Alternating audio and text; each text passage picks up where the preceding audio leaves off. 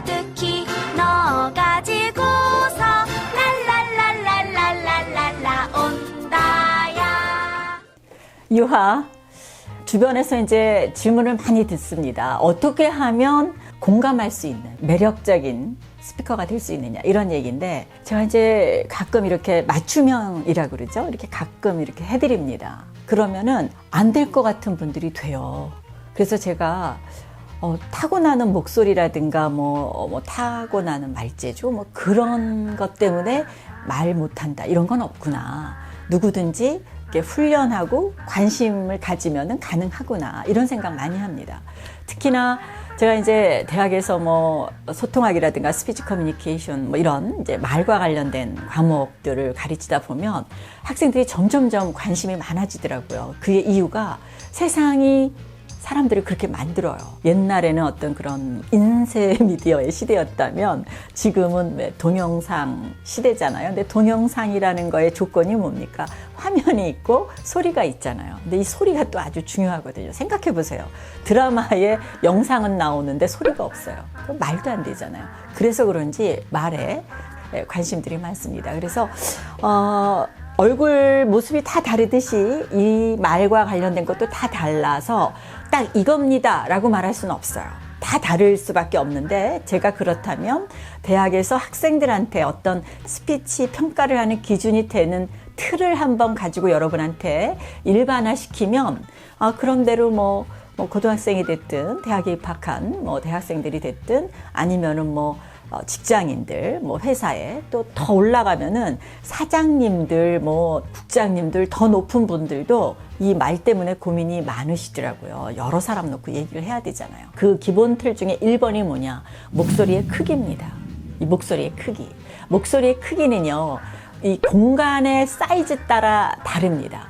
만약에 내가 1000명을 놓고 말을 하느냐, 아니면은 한 20-30명만 놓고 얘기하느냐, 여러분 상상이 되시죠? 그러면서 이제 거리 얘기가 나올 수 있는데, 밤에 어떤 남녀가 분위기 좋은 데서 벤치에 앉아서 한 10cm도 안 떨어진 곳에서 이렇게 얘기를 할 때 속삭이지 막 크게 말하지 않잖아요. 그러니까 이제 목소리의 크기는 그렇게 때와 장소에 따라서 달라진다는 거, 그거를 기억하십시오. 제가 목소리 크기를 잘 못 내는 걸 보면 우리나라 교육에도 문제가 있는 것 같아요. 군대에 가면은 왜 남학생들 경우지만 아주 씩씩하게 니다 스타일로 말씀들 잘 하시잖아요. 근데 이제 대학에 와서 교수가 질문하면 나 좀 안 시켜줬으면 하는 마음으로 좀 있단 말이에요. 그게 아마 우리 이제 초등교육서부터 그런 문화가 있지 않나. 가만히 있으면 중간이라도 간다. 이런 것 때문에 말을 자꾸 해버릇해야 30명 놓고 하는 교실에서, 60명 놓고 하는 교실에서, 또는 100명 이상의 강의실에서 이야기할 수 있는 크기, 그게 나오지 않겠습니까? 익힌단 말이죠.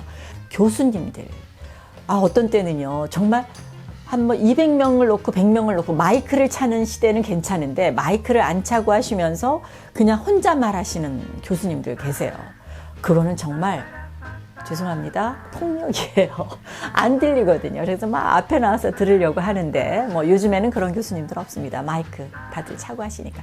여학생들, 내가 이해 안 들었는데 여자들도 그래요. 저 목소리 크기를 제대로 내십시오.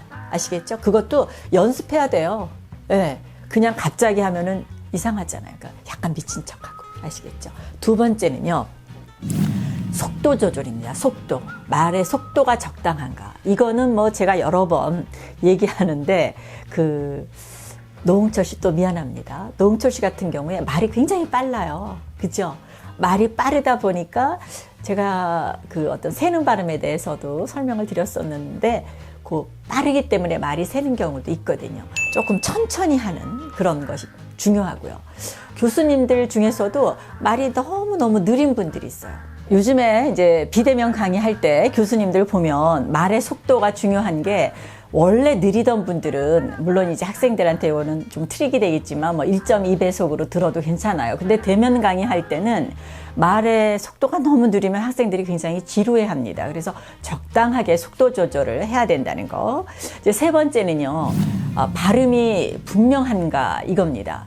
그 발음 가지고 제가 굉장히 체크 많이 합니다. 사실은 제가 지금 이 쓰는 말 중에서도 이거는 이제 단어 선택의 말인데 굉장히라는 말은 아나운서실에서는 못 쓰게 하는 말이에요. 왜냐하면 그 굉장히라는 자체가 정말 막 어마어마한 바위 뭐 이런 거기 때문에 그렇게 정도의 어떤 그 뭐라 그럴까요? 그 커다란 게 아니면 굉장히는 쓰지 맙시다라는 게 원래 좀 원칙 아닌 원칙인데 하여튼 제가 요즘에는 많이들 쓰니까 쓰겠습니다. 그 발음이 분명한가 해서 어떤 예를 좀 들을까요? 어디를 밟는 거, 뭐 밟다잖아요. 밟다. 근데 김소월님의 시 중에 사뿐히 들여 밟고 가시옵소서. 나부기가 역겨워 가실 때는 뭐 말없이 고이 보내드리오리다. 영변의 약사. 이제 그만하고요. 일단 사뿐히 들여 밟고예요. 근데 밟고 이렇게 된다든가. 날씨가 맑다거든요. 근데 내일 날씨가 맑겠습니다예요. 맑겠습니다예요. 맑겠습니다죠. 그리고 또 이거 있어요. 지금까지 대학에서 27년을 가리켜 왔는데 뭐 이런 얘기들 하거든요. 맞아요. 굉장히 상당히 듣기 싫은 말 중에 하나가 가르치다는 포인트아웃이에요. 가르치다는 티칭이거든요. 그러니까 가르치다라고 그래요. 제가 30년 뭐 가르쳐 왔는데 이렇게 발음을 해야 되는데 이런 말씀 많이들 쓰시고요. 또 하나 10월 1일 10월 1일이 국군의 날이다. 뭐 예를 들면 근데 뭐라 그래요? 10월 1일 뭐 이런 발음들 많이 하고 625 그런단 말이에요. 6.25란 말.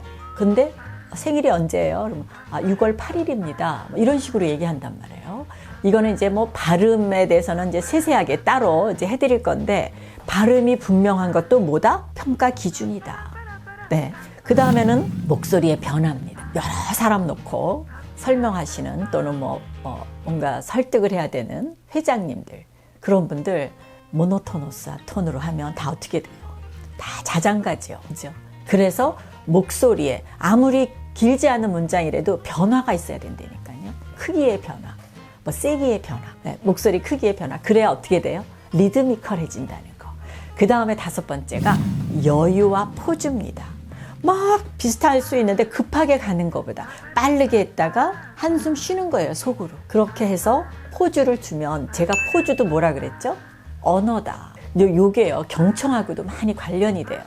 조금 이제 시니어 분들이 이 유튜브를 듣고 계시다면은 부부싸움 또는 부부간에 대화를 할 때도요, 막 따다다다다다 내 말만 하지 말고 약간 한번 포즈를 둬보세요. 한 발 물러나 보세요. 그러면은 큰 호흡을 해보세요. 그러면 막 급하게 나가는 그런 말들도 좀 차분해질 수가 있어요. 말하다 보니까 너무 길어졌는데 오늘은 여기까지 하겠습니다. 다음 시간에 이어서 어떻게 하면 스피치 평가를 잘 받는가 그 툴에 대한 얘기 계속됩니다. 이상. 이동에 가득히